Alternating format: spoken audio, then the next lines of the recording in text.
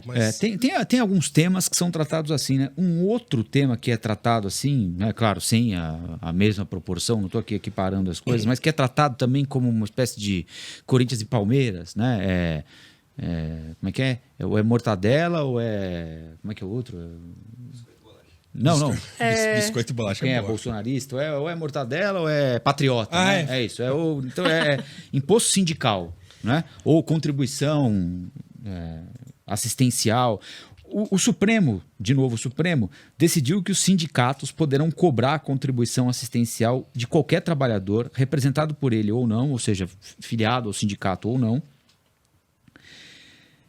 O julgamento terminou na segunda-feira. Segundo a tese aprovada por maioria de votos, é permitida a cobrança de contribuição desde que o trabalhador não sindicalizado tenha o direito de se opor a ela. É constitucional a instituição, por acordo ou convenção coletivos, de contribuições assistenciais a serem impostas a todos os empregados da categoria, ainda que não sindicalizados, desde que assegurado o direito de oposição.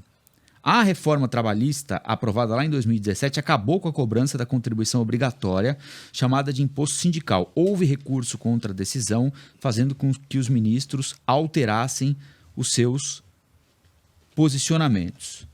É uma medida que divide as pessoas. De um lado, há quem defenda que não deve haver nenhum tipo de cobrança do profissional, a não ser que ele queira. Do outro, aos que dizem acreditar ser necessária uma forma de financiar o sindicato para que eles possam seguir representando as categorias de trabalhadores. E tem muito disso também, né? É aquela discussão.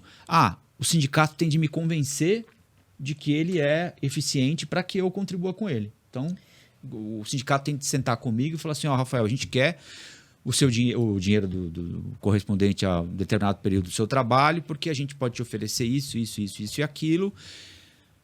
Já um outro grupo entende que não, que a contribuição é compulsória. Afinal de contas, por exemplo, se os sindicatos patronais estão tão sempre bem ajustados e prontos para defender os seus representados, enfraquecer o sindicato do trabalhador é um jeito de desequilibrar essa mesa de negociação.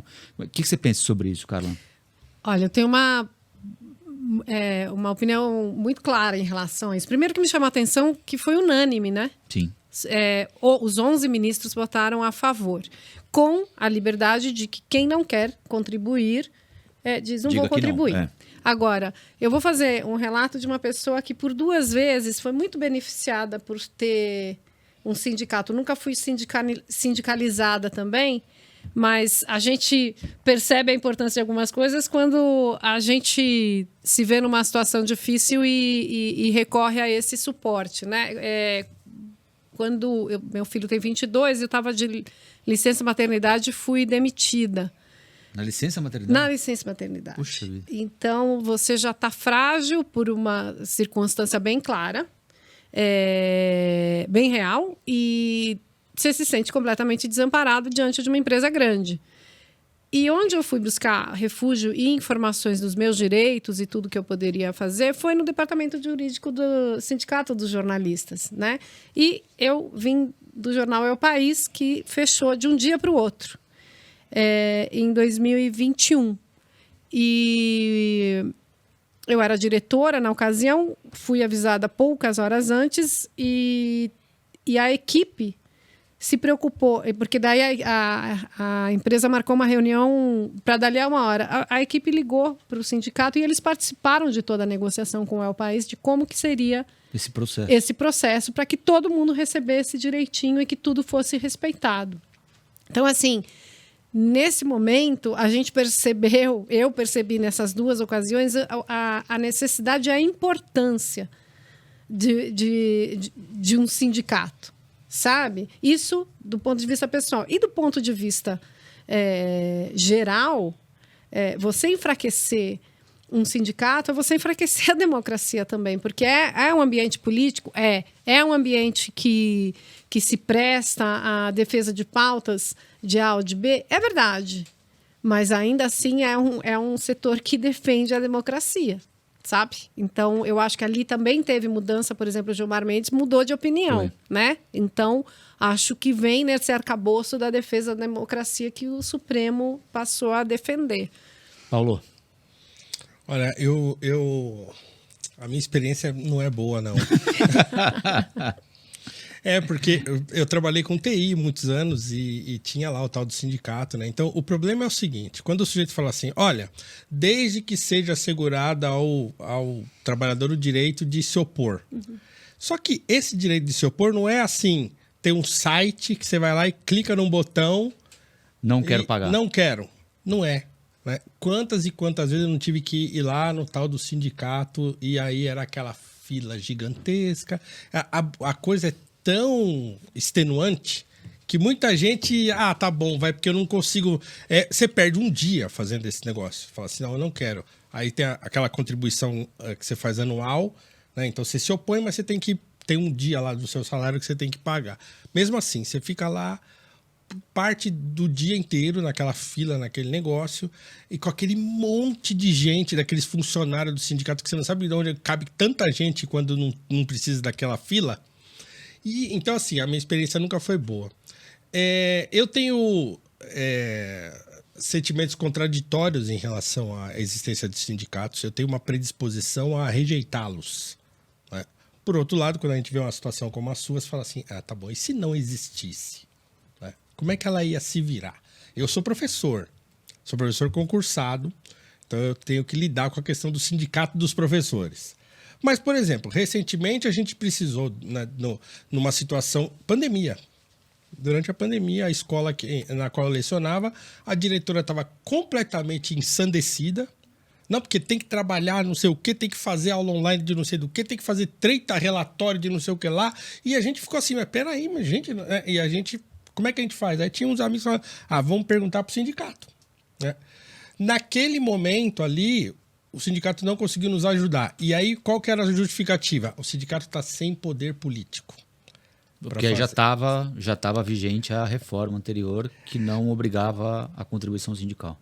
Sim, foi agora. Foi na pandemia, né? Sim, então, porque a reforma é de 17, né? Então, e o problema que a gente experimentou naquele momento ali é que assim, então é porque o sindicato está sem margem de política para poder agir.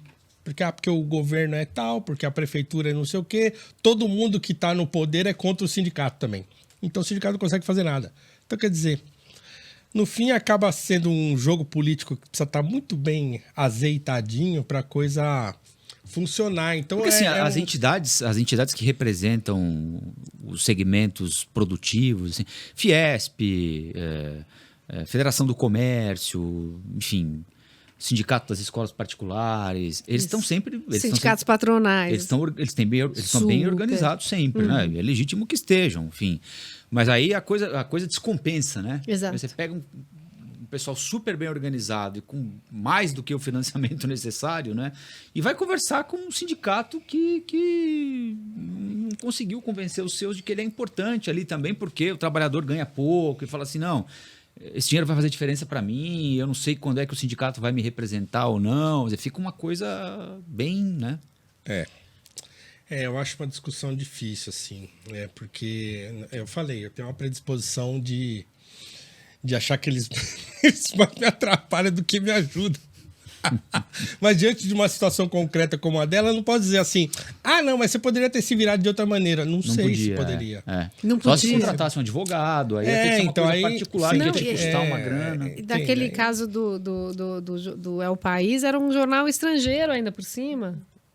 Então, a gente tinha tudo contra a gente. Sabe? Então, eu tenho que reconhecer e, nesse caso, não tem jeito. Para mulheres, eu garanto para você que é uma... Não, esse exemplo é acadêmico, né? Esse exemplo é você ser demitida na licença maternidade. É um agora, sim, isso é contra a lei, né? Então, eu não... Sim, mas é o que ela falou. Ela está na licença maternidade, com uma criança pequena, você está fragilizado, a família está toda envolvida numa outra vibração, né? Até você... Exatamente. Colocar as coisas de pé, né? E entender o que está acontecendo e como você pode reagir. Para poder se defender sozinho. É obra para... Porque eu vou dizer para vocês, o que tem de mulher que volta da licença maternidade é demitida, no caso, eu estava no estado de São Paulo, mas tem veículos aí mais mas a esquerda que fizeram o mesmo com outras colegas. Então, assim, não é privilégio de isso não tem cor partidária, demitir mulher na licença maternidade. Isso se vocês perguntarem, vocês vão ver que vocês conhecem muitas mulheres que passaram por isso. Negócio, assim, de uma... Deprimente. Precisa ser ruim para fazer um negócio desse mesmo, né? Enfim. Gente...